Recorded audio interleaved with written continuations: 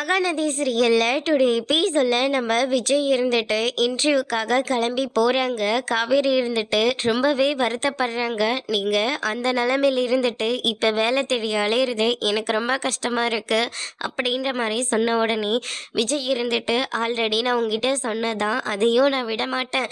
நான் உங்களை ரெண்டு பேரையும் நான் நல்லபடியாக காப்பாற்றணும், அதுக்காக தான் நான் வேலை தேடி போகிறேன் அப்படின்னு சொல்லிட்டு விஜய் சொல்கிறாங்க.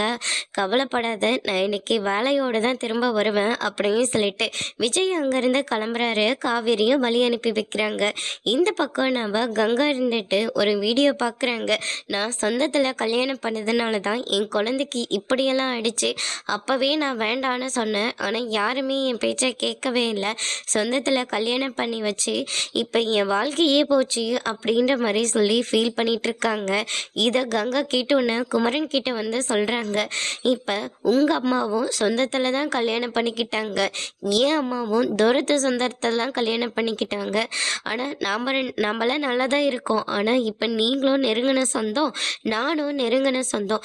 நம்ம குழந்தைக்கு ஏதாவது ஒன்று ஆயிடுச்சுன்னா என்னங்க பண்ணுறது? அதெல்லாம் எதுவும் ஆகாது, நீங்கள் அதை பற்றி ஏன் நினச்சிட்டு இருக்காத அப்படின்னு சொல்லிட்டு குமரன் கங்காவை சமாதானம் பண்ணுறாங்க. அதுக்கு அடுத்ததாக காவேரி கிட்டேயும் விஷயத்த சொல்கிறாங்க.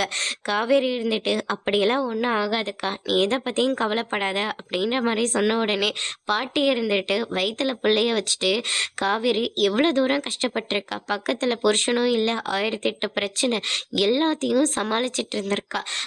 காவேரிக்கு நல்லபடியாக குழந்தை பிறக்கணும்னு நான் அம்மனுக்கு விளக்கு போட போகிறேன் அப்படின்னு சொல்லிட்டு சாரதா சொல்கிறாங்க. கங்காவுக்கு இதுவே பயங்கர கோவத்தில் இருக்காங்க. அவள் மட்டும்தான் பொண்ணா, அப்போ என்ன தோட்டுக்கா வாங்கிட்டு வந்தாங்க அப்படின்னு சொல்லிட்டு ரொம்பவே கோவத்தில் இருக்காங்க. அதோட முடிச்சிருக்காங்க.